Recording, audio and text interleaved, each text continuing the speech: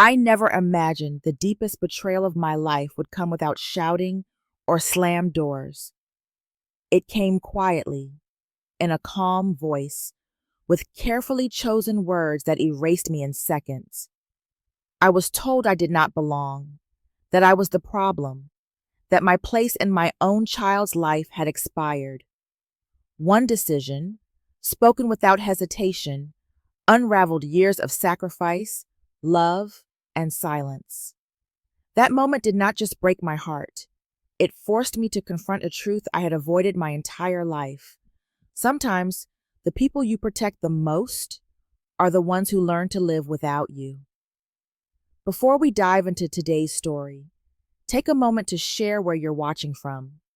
We love seeing how our stories bring people together from every corner of the world. Your thoughts and comments are what make this community so meaningful, and we're truly grateful to have you here. If you haven't already, don't forget to hit that subscribe button and turn on notifications so you never miss a new story filled with emotion, resilience, and unexpected twists. Now, settle in, get comfortable, and prepare yourself. This is a story you won't want to miss. Let's get started. My name is Evelyn Parker, and I am 58 years old. I used to measure my life in hospital shifts and family routines, in the quiet rhythm of caring for others. For more than 3 decades, I worked as a nurse in Portland, Oregon, the kind of job where you learn to stay calm in emergencies and put your own exhaustion aside. At home, I did the same thing. I believed that if I held everything together long enough, it would eventually feel solid and permanent. I was wrong. My marriage ended after 32 years, not with shouting or slammed doors, but with a confession delivered in a tired voice. My husband told me he had been seeing a younger colleague and that he no longer wanted to try. I remember standing in our kitchen, listening to the hum of the refrigerator, realizing that the life I had organized so carefully could be dismantled with a few sentences. I did not beg or accuse. I simply felt something inside me go quiet, as if a light had been turned off. The divorce was practical and efficient, which somehow made it more painful. We sold the house, divided what little was left after legal fees, and went our separate ways. I moved into a small apartment and packed the story of my adult life into cardboard boxes. When the last piece of furniture was gone, the apartment echoed. I stood in the middle of it and understood that I no longer belonged to anyone in the way I once had. During that time, the only consistent voice in my life was my daughter's. Lauren was 32, living in Seattle, Washington, building what looked like a confident and successful life. When she suggested I come stay with her for a while, I heard more than an invitation. I heard reassurance. I told myself this was the natural order of things, that when one chapter closed, another opened through family. I began preparing to leave Portland with a strange mix of relief and grief. I gave notice on the apartment, donated clothes I no longer wore, and wrapped fragile memories in old towels. I chose carefully what to bring, knowing everything had to fit into one suitcase and a few boxes. Photographs, a mug from my nursing years, a sweater Lauren had given me in college. Each item felt like proof that my life had meaning beyond the marriage that had ended. As the moving date approached, I imagined what my days in Seattle might look like. I pictured helping in small ways, cooking dinners, feeling useful again. I believed that being closer to my daughter would soften the sharp edges left by the divorce. I did not question the vagueness of her invitation or the fact that she spoke more about logistics than about us. Hope has a way of filling in missing details. On the morning I left Portland, I locked the apartment door and paused in the hallway. For a moment, I wondered if I was making a mistake, trading one uncertainty for another. Then I reminded myself that staying meant standing still, and I could not do that anymore. I loaded my suitcase into the car and started the drive north, telling myself that this move was not an ending, but a continuation. As the miles passed, the familiar streets gave way to open road. I focused on the idea that family would steady me, that my role as a mother still gave me a place in the world. I did not yet understand that this journey was not leading me back into someone else's home, but toward a reckoning I had avoided for years. I only knew that I was carrying everything I had left and trusting that it would be enough. If you're still watching and feeling the tension build, please comment number 1 below to let me know you're with me. What happens next is the first crack that changes everything. Now, let's move on to chapter 2. I arrived in Seattle late in the afternoon, my shoulders stiff from the long drive and my mind full of cautious hope. The city looked brighter than Portland that day, washed in pale light and movement. I told myself that this was a good sign, that starting over near my daughter would soften the loneliness that had followed me since the divorce. I parked in front of her house and sat for a moment, breathing, steadying myself before stepping into what I believed would be my new chapter. Lauren's home was larger than I remembered from photos, clean-lined and carefully arranged. Everything had a place, and nothing seemed accidental. When I carried my suitcase inside, I noticed how easily my presence blended into the background, as if I had always been expected to remain unobtrusive. There was no clutter, no warmth of lived-in chaos, only the quiet efficiency of a space designed to impress. I told myself not to read too much into that. What struck me first was the absence of preparation. There was no room set aside for me, no stack of towels waiting, no small gesture that suggested permanence. My suitcase was placed neatly against a wall, out of the way, like luggage in a hotel lobby. I waited for someone to tell me where I would sleep, but the conversation drifted instead toward schedules and errands. I smiled, nodded, and followed along, pretending this was normal. Jennifer, my daughter's stepmother, moved through the house with an ease that made it clear she belonged there. She spoke kindly enough, but her tone carried an unspoken authority. Every decision seemed to pass through her, even the small ones. When Lauren glanced at her for approval before answering a question, I felt something tighten in my chest. It was not jealousy, so much as the quiet recognition that my role had changed without my consent. The first few meals were polite and restrained. We talked about traffic, work deadlines, and grocery lists. No one asked how I was adjusting or what I needed. I watched Lauren check her phone between bites, already half elsewhere, and I realized how carefully she kept our conversations shallow. I wanted to tell her about the drive, about the moments when I nearly turned back, but there never seemed to be space for that kind of honesty. I tried to help in small ways, washing dishes, wiping counters, folding laundry when no one asked me to. I told myself that usefulness would earn me belonging. Instead, it made me feel invisible. My efforts were acknowledged with brief thanks, then forgotten. The house continued to function exactly as it had before I arrived, as if I were a visitor passing through rather than a mother seeking refuge. One evening, as plans for the week were discussed, Lauren mentioned that things were different now and that I would need to adapt. The words were not cruel, but they landed heavily.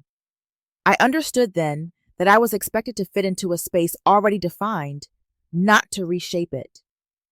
Adaptation, in this context, meant shrinking. That night, lying awake on a couch that was clearly meant for occasional guests, I listened to the unfamiliar sounds of the house settling. I thought about how easily I had assumed my place here would be natural, unquestioned. I realized that I had arrived carrying expectations no one else shared. The safety I had imagined was conditional, fragile, and entirely dependent on my ability to remain agreeable. By morning, the truth had settled in quietly. I was not rebuilding a life here. I was visiting one. And visits, by their nature, are temporary. As I folded my blanket and set it aside, I felt the first stirrings of a realization I would not yet name. Something in me was beginning to understand that this arrangement would not last, and that the silence surrounding my discomfort was only the beginning. If this moment made you uncomfortable in a way you didn't expect, comment number 2. So I know you're still here. The warning signs you just saw are only the beginning. Let's move on to chapter 3. By the 4th day in Seattle, I had learned how to move through my daughter's house quietly. I woke early, folded my blanket, and made coffee only after checking that no one else was in the kitchen. I told myself that courtesy would buy time, that patience would smooth whatever awkwardness still lingered. I had no idea how fragile that hope was. The moment came on an ordinary afternoon. My grandson was restless, overtired in the way small children often are when routines shift. I watched from the edge of the living room, noticing the signs I had learned to read during years as a nurse: the flushed cheeks, the distracted hands, the whine that wasn't quite crying yet. When Lauren struggled to calm him, instinct took over. I offered a gentle suggestion, nothing more than a quiet observation shaped by habit and care. The air changed instantly. Lauren stiffened, her expression tightening as if I had crossed an invisible line. She did not raise her voice, but the tension in her posture was unmistakable. I felt the familiar pull to apologize, to retreat, to make myself smaller. Before I could say anything else, Jennifer looked up from her phone with a sharp glance. She said nothing, but the disapproval was clear, heavy in the room. What followed was not a fight so much as a shift in gravity. Lauren's attention moved away from me entirely. She focused on Jennifer, explaining, justifying, aligning. I stood there watching the dynamic settle into place, realizing that whatever authority I once had as a mother had quietly expired. My suggestion had not been heard as care. It had been received as intrusion. Later, when the child was finally asleep and the house had gone quiet, Lauren addressed the situation. Her words were measured, careful, as though she had rehearsed them. She told me that boundaries mattered, that things were different now. She said Jennifer understood her needs and her parenting style better. The emphasis was subtle but unmistakable. Understanding, in this household, did not include me. I listened without interrupting. I felt strangely calm, as if my body had already accepted what my mind was still catching up to. When Lauren explained that it might be better if I found another place to stay, the sentence landed with a dull finality. There was no anger in her tone, no cruelty that made it harder. This was not a mistake spoken in the heat of emotion. It was a decision. I searched her face for hesitation, for any sign that she expected me to argue or plead. I found none. She looked relieved, as if naming the truth had lightened something for her. In that moment, I understood that she had already chosen, and that choice did not include me. I had been weighed, measured, and quietly set aside. I did not defend myself. I did not remind her of the years I had spent putting her needs ahead of my own. I simply nodded. Shock has a way of draining language from you, leaving only the essentials. Inside, something folded in on itself. A part of me that had assumed my place in her life was permanent. That evening, I sat alone on the couch that had never felt like mine, staring at the neutral walls. I thought about how easily I had mistaken proximity for belonging. I realized that love, when paired with convenience, does not always win. Lauren had chosen the life that felt easiest, the alignment that demanded the least adjustment. I was not part of that equation. As night settled over the house, the truth became unavoidable. This was not a misunderstanding that could be talked through. It was a line drawn quietly, firmly, and I was standing on the wrong side of it. If you felt the shift when the choice was made, comment number 3 below. From here on, nothing can be taken back. Let's continue to chapter 4. The house felt different after that conversation, as if the walls themselves had shifted. I slept on the couch again, but this time I did not bother pretending it was temporary. The quiet was heavier, the kind that settles after a decision has already been made. In the morning, I moved carefully, folding my blanket and placing it exactly where it had been before, as though I were erasing proof of my presence. I spent the early hours telling myself that calm would lead to compromise. I reminded myself that families argue and recover, that time can soften sharp edges. When Lauren finally came into the kitchen, I asked if I could stay a few more days to make arrangements. I promised to keep to myself, to be no trouble. The words tasted familiar. I had used versions of them for years without noticing what they cost me. Lauren listened without interruption. Her response was gentle, almost professional. She said it would be better to keep things clear from the start. Ambiguity, she explained, only made transitions harder. I understood then that clarity, in this case, meant finality. There was no anger in her voice, no trace of doubt. She was relieved to be efficient. What happened next unfolded quickly and quietly. Lauren contacted the residential office that managed the neighborhood, explaining that a guest needed assistance leaving. The phrase was precise, impersonal. I watched her make the call with steady hands, marveling at how easily I had been reduced to a logistical issue.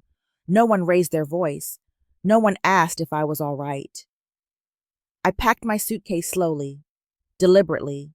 Every item I folded felt heavier than it had days before. The sweater I had brought for comfort, the photographs I had carried like talismans, all of it went back where it had started. When I lifted the suitcase, my arm ached with the effort, but I welcomed the sensation. Pain, at least, was honest. The walk from the house to the curb felt longer than it should have. The neighborhood was quiet, manicured lawns stretching in neat lines.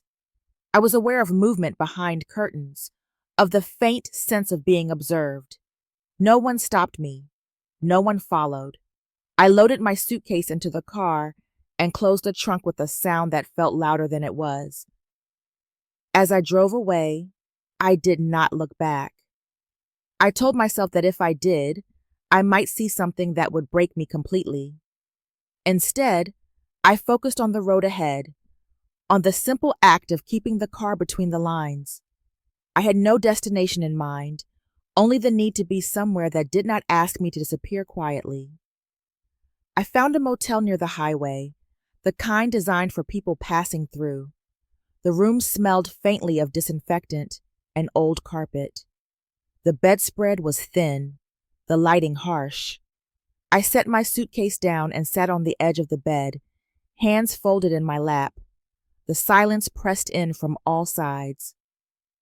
It was there, in that unfamiliar room, that the shock finally loosened its grip. The humiliation rose first, sharp and sudden. Being asked to leave was one thing. Being escorted out by procedure was another. I realized that this was not just rejection. It was erasure, carried out with courtesy. As night fell, something else surfaced beneath the hurt. Anger, slow and steady, began to take shape. It was not loud or reckless. It was deliberate. I thought about how easily my willingness to accommodate had been used against me, how often I had mistaken patience for strength. Lying on that narrow bed, staring at the ceiling, I felt a shift inside me. The sadness was still there, but it was no longer alone. A harder resolve had joined it, one that would not be ignored. I did not sleep much that night. When I finally closed my eyes, it was with the understanding that being pushed out had changed something fundamental. I had been treated like a burden because I had allowed myself to be one. That realization settled heavily, but it also brought a strange clarity. The next chapter of my life would not begin with an apology.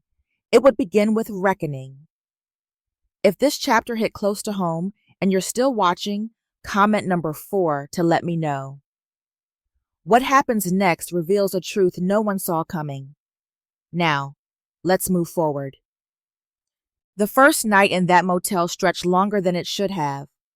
The neon sign outside flickered through the thin curtains, casting a dull red pulse across the walls. I lay awake listening to cars rush past on the highway, each one carrying someone somewhere else.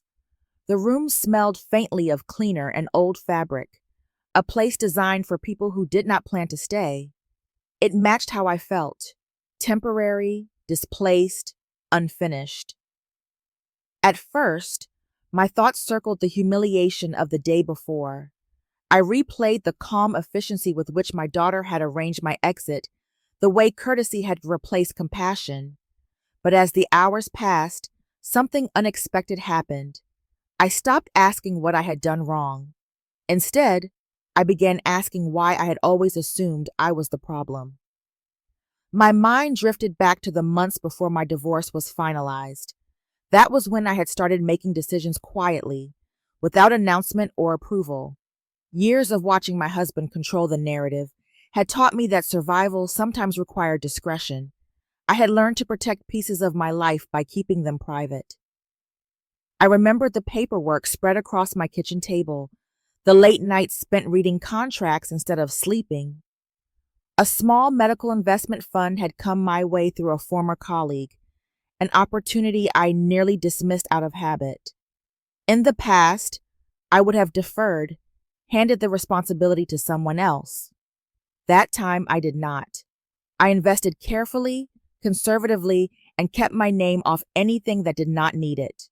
Over time, that fund acquired partial ownership in a chain of outpatient clinics across Washington, including several in Seattle. No one in my family knew how involved I was.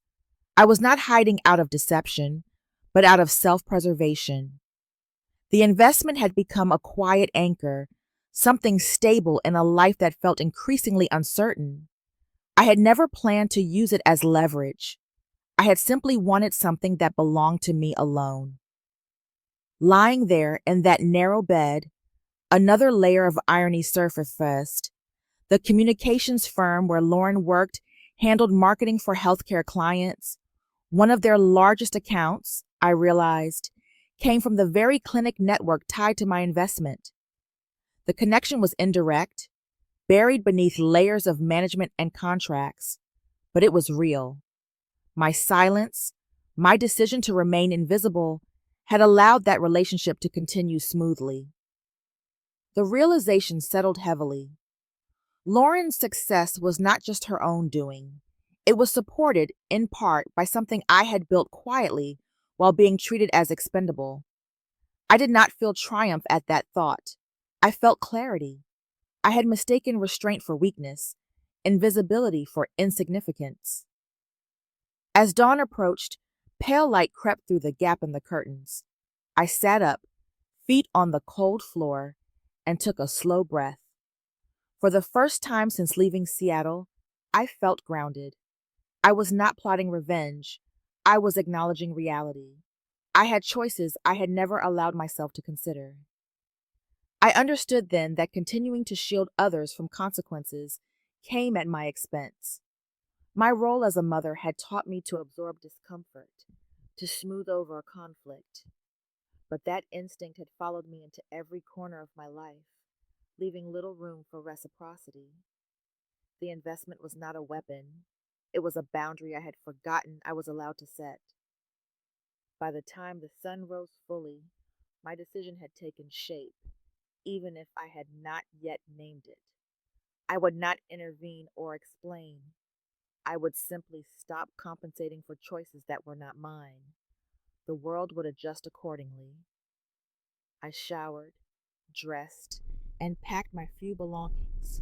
As I checked out, the clerk nodded politely, unaware of the shift that had occurred overnight. Outside, the morning air was cool and clear. I stood for a moment beside my car, feeling the weight of what I now understood. Being pushed out had stripped away illusions, but it had also revealed something essential. I was not powerless. I had just been quiet for too long. Morning came without ceremony. The sky was pale and undecided, the kind of light that makes everything look unfinished. I sat in the motel parking lot with the engine running, hands resting on the steering wheel, feeling the weight of a decision that had already been made somewhere deeper than thought. The night before had stripped away excuses. What remained was clarity, heavy but steady. I drove without music, letting the road fill the silence. Each mile felt like distance, not just from Seattle, but from the version of myself that had believed endurance was the same as strength. I had learned to absorb discomfort so thoroughly that it felt unnatural to refuse it. Now, refusing was the only honest option left. The question was not whether I had the ability to act. It was whether I was willing to accept the consequences of doing so. Continuing to stay quiet would keep things smooth for everyone else. It would preserve appearances and spare my daughter inconvenience. It would also confirm, yet again, that my needs were negotiable. I understood then that silence was not neutral. It was participation. I pulled over at a rest stop and sat with the engine off, breathing in air that smelled faintly of pine and asphalt. I thought about the investment I had built carefully, responsibly, without fanfare. It was not a secret weapon, it was simply mine. The realization that my continued support had become automatic, unexamined, unsettled me. Support given without consent is not generosity, it is habit. I made the decision quietly, without ceremony. I contacted the fund administrator and withdrew my signature from the financial backstop connected to the clinic network's marketing agreements. The process was formal, procedural, and entirely legal. I did not call Lauren. I did not send a message. I did not announce anything. I chose restraint not as avoidance, but as boundary. The effect was immediate, though I did not witness it firsthand. Contracts paused. Reviews were triggered. Questions were asked. The smooth machinery of business, accustomed to invisible support, stumbled. I felt no surge of satisfaction. What I felt was alignment. For once, my actions matched my understanding of what was fair. My phone rang before noon.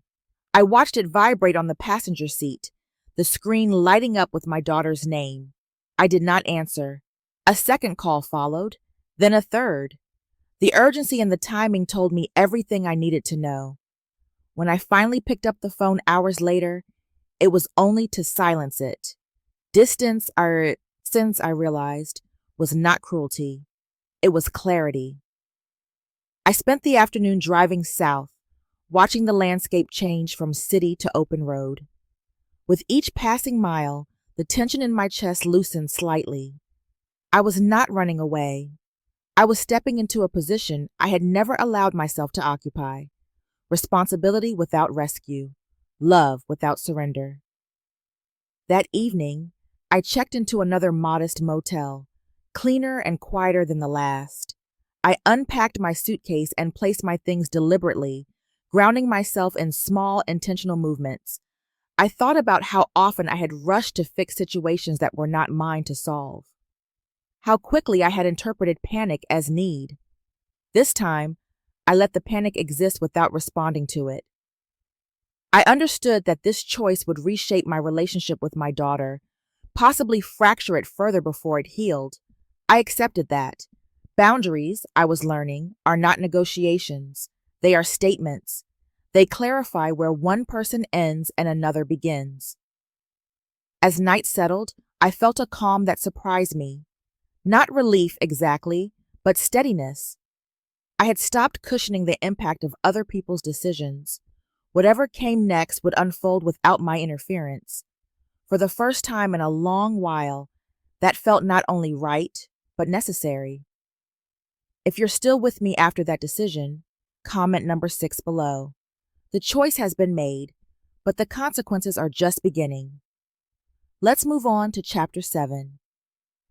I did not hear about the fallout all at once. It arrived in fragments, scattered and indirect, the way consequences often do when you stop standing in their path.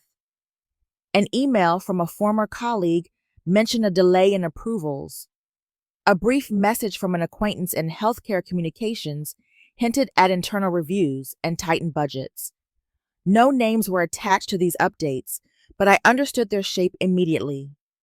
The machinery had slowed the moment my support was no longer assumed. I kept my distance. Silence was not avoidance. It was consistency. I did not reach out to Lauren, and I did not ask questions that would invite explanation or blame. What I knew came to me anyway. The firm she worked for had lost momentum. Projects that once moved smoothly now stalled. Teams were reassigned. Meetings multiplied without producing clarity. The certainty she had worn so confidently began to fray. Lauren's position, I learned, was no longer secure. The authority she had relied on was quietly undermined by scrutiny. People who once deferred to her began to hedge. Support thinned. This was not punishment handed down by me. It was exposure. When the invisible scaffolding disappeared, the structure had to stand on its own. Jennifer's response followed a predictable arc. At first there was concern, even urgency. She made calls, offered advice, tried to manage outcomes. But as it became clear that influence had limits, her attention shifted. The conversations grew shorter. The reassurance faded. I recognized the pattern because I had lived it. Affection that depends on advantage does not survive uncertainty. Lauren's father, too, retreated. He was suddenly busy, unavailable, preoccupied with his own affairs. The man who had once insisted on being central now preferred the periphery. I imagined Lauren navigating this new terrain alone, discovering how quickly alignment dissolves when it costs something. I felt no satisfaction in that image, only a sober understanding of how systems work. While all of this unfolded elsewhere, my own life narrowed and steadied. I drove south and settled in Ashland, Oregon, a town small enough to feel human. I found a modest house near a line of trees, quiet and unassuming. It did not impress anyone. It did not need to. I signed the papers without hesitation, feeling the unfamiliar relief of permanence chosen on my own terms. The days slowed.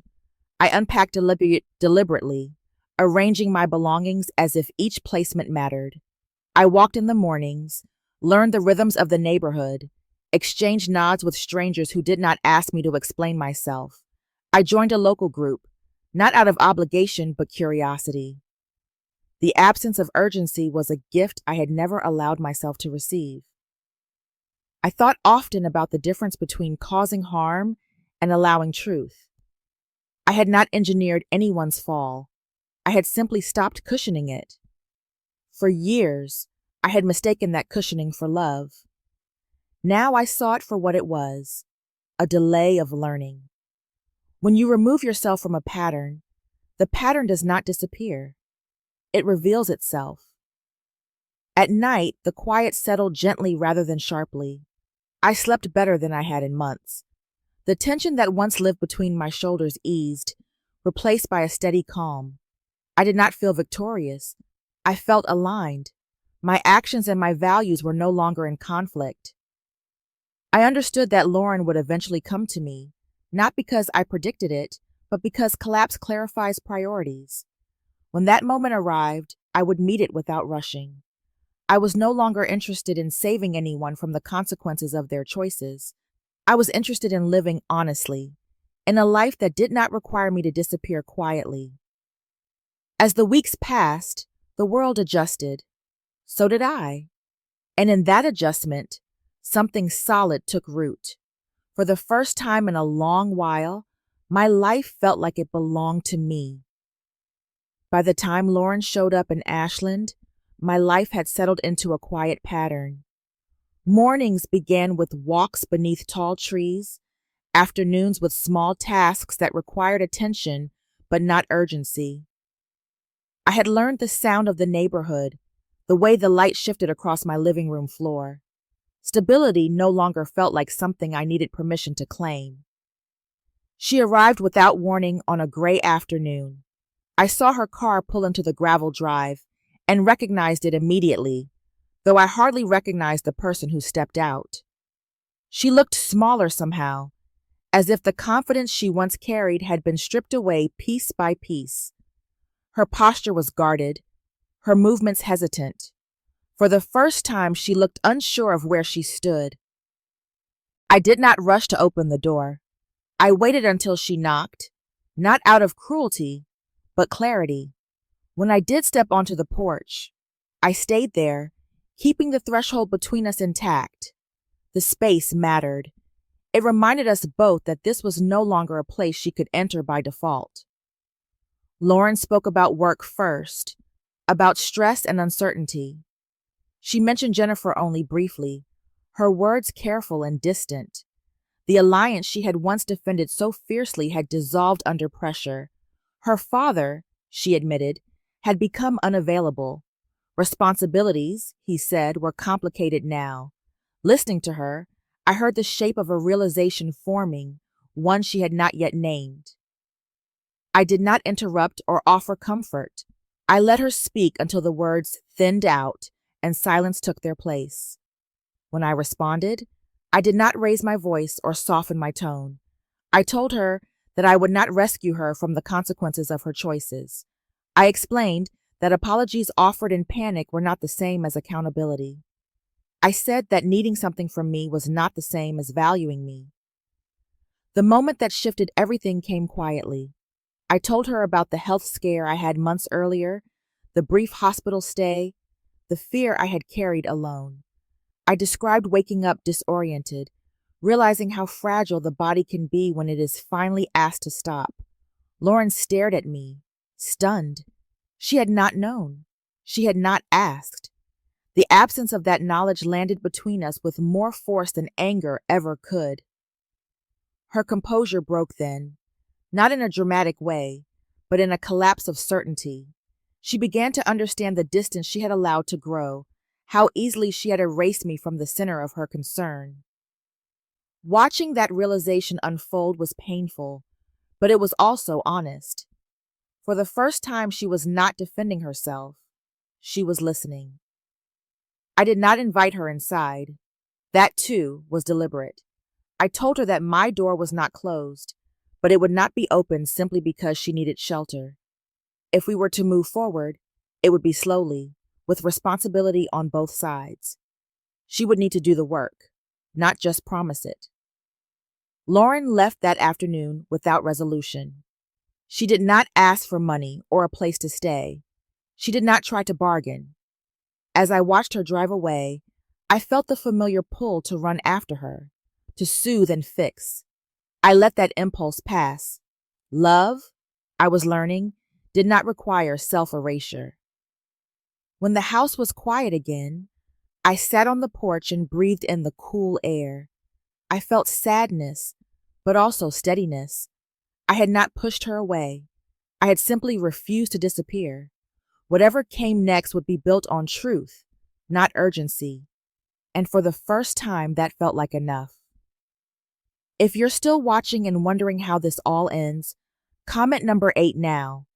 What comes next is not revenge, but something far more powerful. Let's move into the final chapters. After Lauren left Ashland that afternoon, there was no immediate follow-up. The silence that followed was intentional, a space I needed as much as she did. For years, I had rushed to fill every pause, believing that quiet meant abandonment. Now I understood that quiet could also mean restraint. Days passed, then weeks, and life continued in its careful rhythm. I tended my small garden, attended meetings at the community center, and learned the pleasure of evenings that asked nothing of me. When Lauren finally reached out, it was different. The message was brief and respectful, without urgency or expectation. She asked if I would be willing to meet for coffee somewhere neutral, a place that did not belong to either of us. I appreciated the care in that choice. It told me she had begun to understand boundaries, not as punishment, but as structure. We met in a small cafe halfway between our towns. The space was quiet, the kind of place where conversation stayed private by default. Lauren arrived early and stood when I walked in, a small gesture that felt deliberate. She looked steadier than she had on my porch, though the confidence she once wore so easily was gone. What remained felt more grounded. She spoke slowly, choosing her words with care. She told me she had started therapy, not to fix a crisis, but to understand patterns she had long ignored. She did not blame Jennifer or her father. She did not defend her choices. She acknowledged them. That distinction mattered. I listened without interrupting, noticing how unfamiliar it felt to be heard without being asked to soften the truth. When it was my turn to speak, I did not offer forgiveness or reassurance. I explained that forgiveness was not a single act, but a process shaped by consistency. I told her that our relationship could not return to what it had been. The old dynamic had relied too heavily on my silence and her certainty. If we were to have anything now, it would have to be built differently, with mutual accountability and respect. Lauren did not argue. She nodded, absorbing the weight of what I was saying. She did not ask for help or comfort. She did not hint at need. Instead, she accepted the terms I laid out, not as conditions to negotiate, but as realities to honor. We agreed to keep contact limited and intentional, to meet occasionally without expectation, to let trust grow at its own pace. There were no dramatic apologies or emotional displays. The absence of spectacle felt right. What passed between us was quieter and more honest than anything we had shared in years. When we stood to leave, there was no embrace, just a shared understanding that something had shifted. Driving home, I felt neither relieved nor anxious. I felt steady. For the first time, I was meeting my daughter not as someone responsible for holding everything together, but as an equal adult with her own work to do. That balance, fragile as it was, felt like the beginning of something real. In the weeks after that coffee meeting, life in Ashland returned to its gentle pace. Mornings arrived with soft light across the kitchen table. Evenings ended with quiet walks and the steady comfort of routine. Nothing dramatic happened, and that was the point. For so long, my life had been shaped by reacting to other people's needs. Now, it was shaped by intention. I thought often about the years I had confused endurance with love. I believed that if I stayed flexible, forgiving, and endlessly available, I would earn my place. What I never questioned was the cost of that bargain. When you erase your own edges long enough, people forget you have any. I had taught my daughter that lesson without realizing it. Choosing myself did not mean choosing against her. It meant refusing to disappear so that others could feel comfortable. It meant understanding that sacrifice without boundaries is not generosity. It is permission to be overlooked. Once I stopped cushioning the consequences of other people's decisions, the truth surfaced on its own. From a distance, I could see Lauren changing, slowly and unevenly. There were no grand gestures, no instant redemption. There was effort, humility, and restraint. I did not rush to guide her or correct her. I let her work belong to her.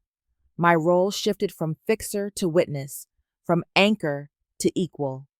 That shift felt unfamiliar, but it also felt honest. I realized that I had not lost my daughter when she turned me away. I had lost a role that no longer served either of us. By letting go of the version of motherhood built on silence and self-denial, I made room for something healthier to grow. Respect cannot take root where resentment lives, and resentment thrives when boundaries are absent. If there is one truth I carry forward, it is this: love does not require you to make yourself smaller. Real love withstands limits. It adjusts to clarity. It deepens when both people are allowed to exist fully, without fear of being erased. On quiet nights, I lock my door, turn off the lights, and feel a calm that once seemed unreachable. I am not alone. I am whole. My life now belongs to me, shaped by choices I am no longer afraid to make. My daughter turned me away and chose someone else. Everything changed only when I finally chose myself. Sometimes the most painful endings are not punishments, but invitations to grow. When expectations collapse and familiar roles fall apart, we are forced to see ourselves clearly for the first time. Love that survives only through self-erasure is not love at all. True connection is built when dignity is protected, boundaries are honored, and responsibility is shared. Letting go does not mean abandoning care. It means trusting that growth cannot be borrowed or rescued into existence. Strength is not found in endless endurance, but in the courage to stop participating in what diminishes us. When we choose ourselves, we do not lose love. We give it a chance to become honest, balanced, and real. Healing is rarely loud or dramatic. It is quiet, steady, and deeply personal, unfolding one choice at a time. Thank you for staying with this story to the end. If it resonated with you, please share your thoughts in the comments. Your voice matters. Do not forget to like, follow, and subscribe so you never miss stories about resilience, boundaries, and finding your way back to yourself.